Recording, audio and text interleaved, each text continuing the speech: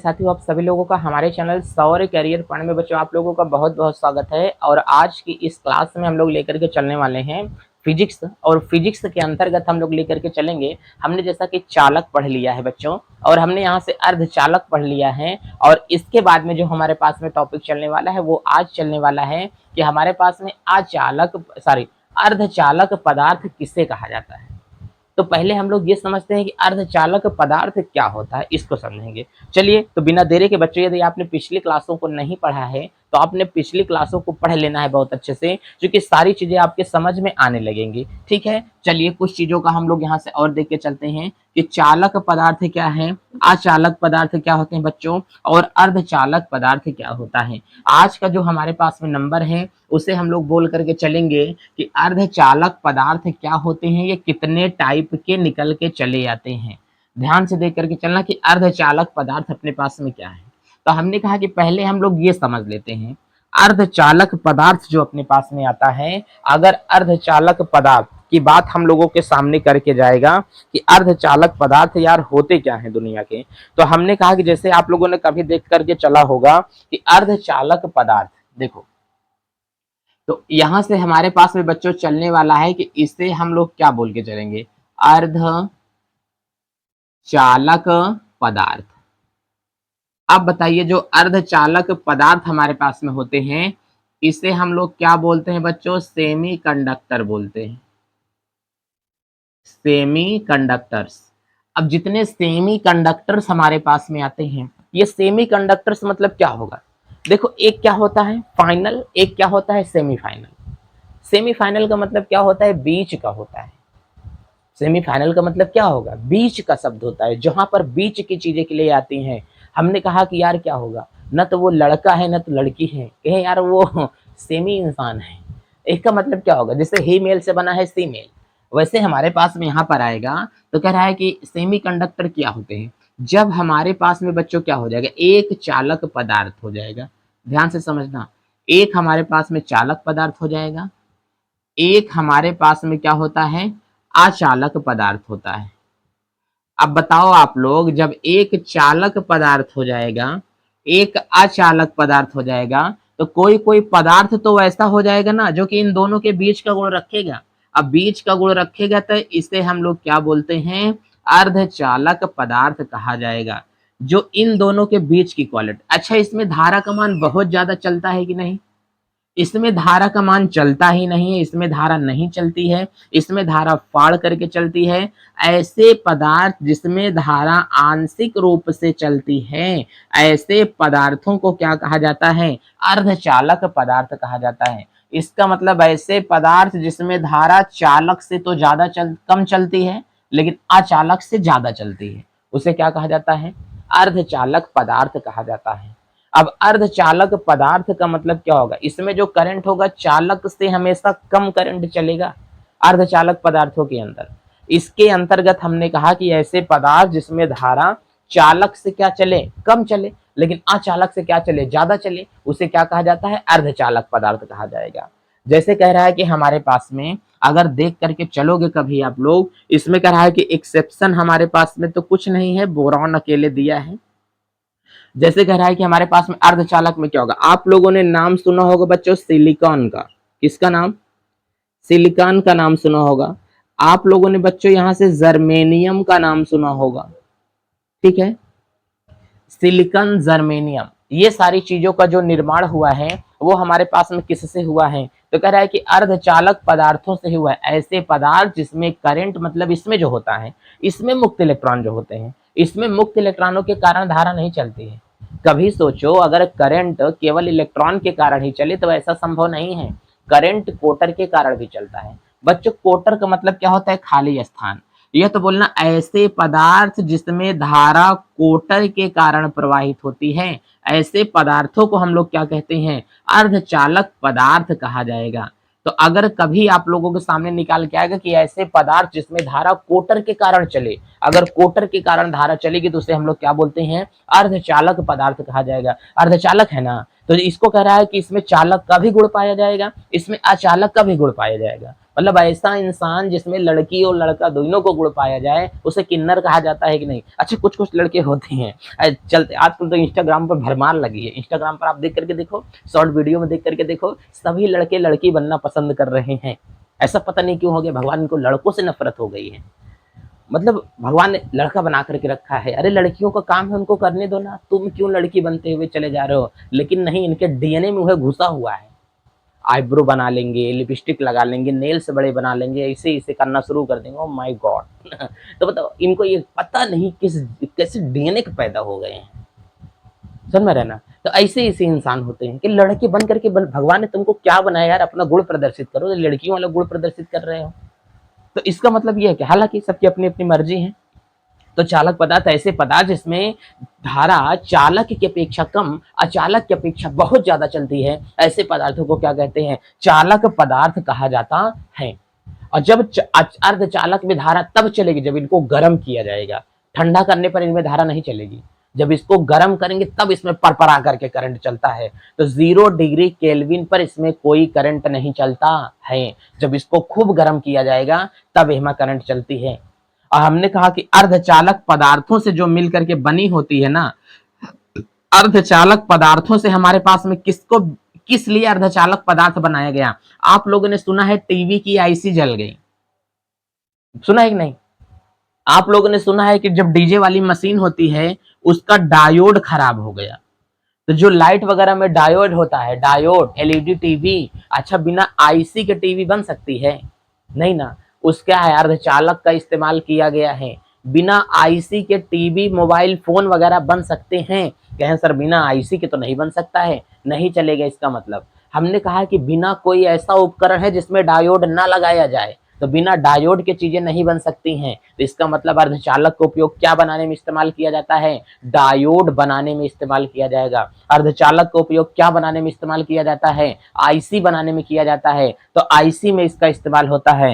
इसका इस्तेमाल ट्रायोड बनाने में भी किया जाता है। जो फोन वगैरह होते हैं बड़े बड़े वाले, जितने हमारे पास में क्या होते हैं, फोन आते हैं, इसमें भी क्या लगा है बच्चों, ध्यान से समझना। ये जितने हमारे पास में क्या दिया है, फोन वगैरह होते हैं, इसको जब हम लोग क्या करेंगे, निकालेंगे, जो हलो हलो हम लोग करते हैं ना, तो इसमें भी निकालेंगे तो क्या लगेगा, इसमें भी डायोड वगैरह लगाया गया है।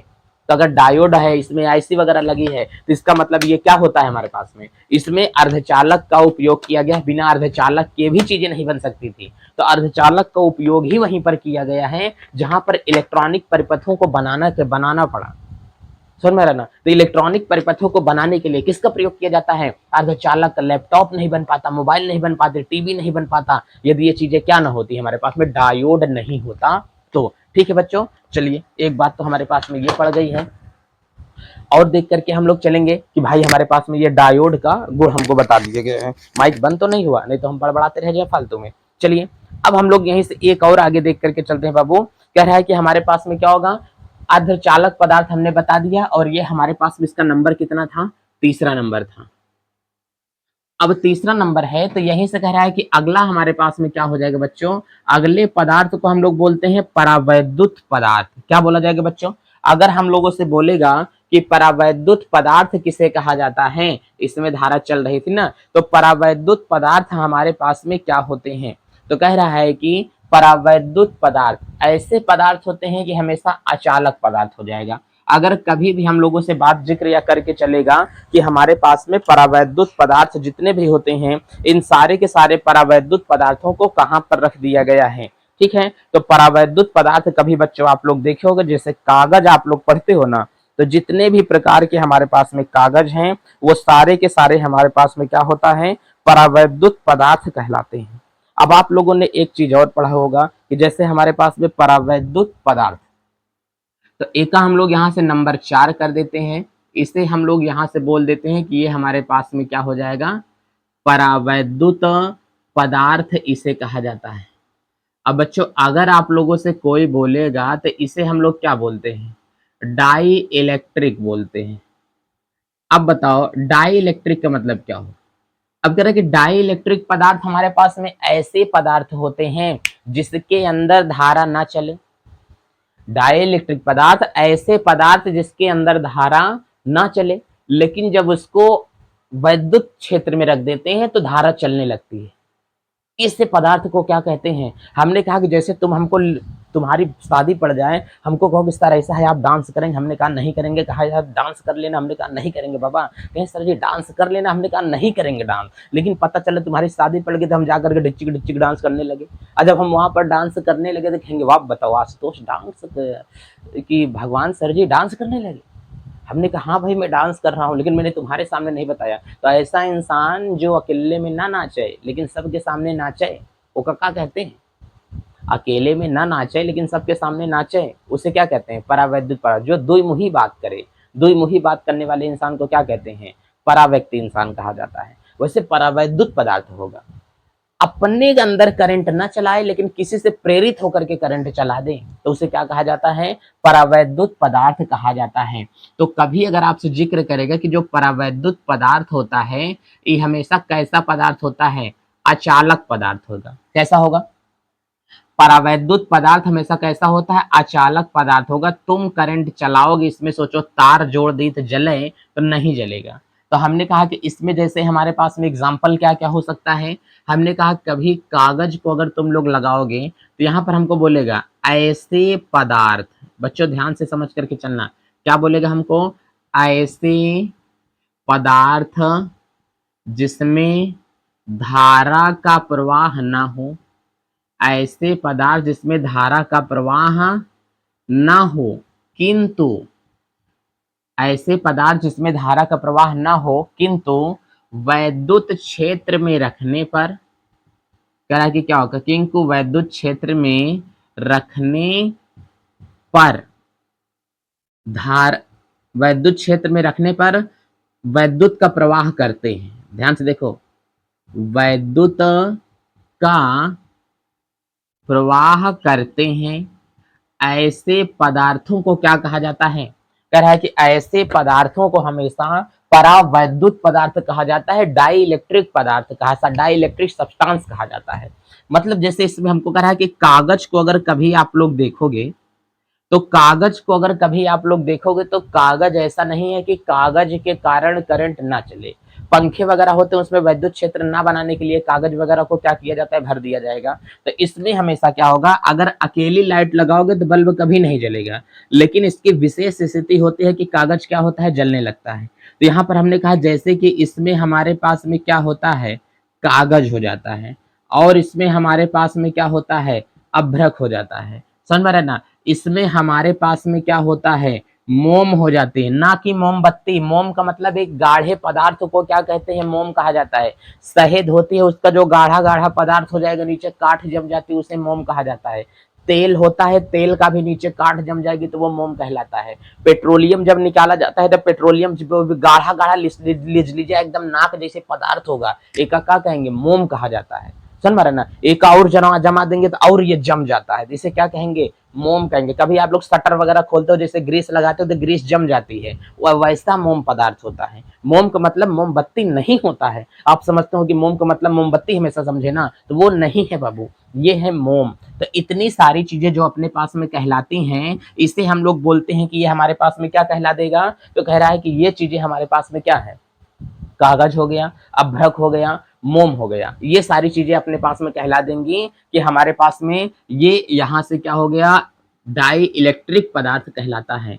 कभी परावैद्युत पदार्थ को बोलेगा कि क्या होता है, तो इसका प्रयोग किया जाएगा, ये बहुत आवश्यक होता है। अगर परावैद्युत पदार्थ ना होता तो किसी चीज का हमारे पास में निर्माण हो जाए। पंखे में वायरिंग वगैरह जो की जाती है ना, इसी के कारण ही चीजें संभव है। तो कहीं कहीं पर बहुत ज्यादा आवेश उत्पन्न हो जाएगा तो उसको रोकने का भी ये काम करने लगता है।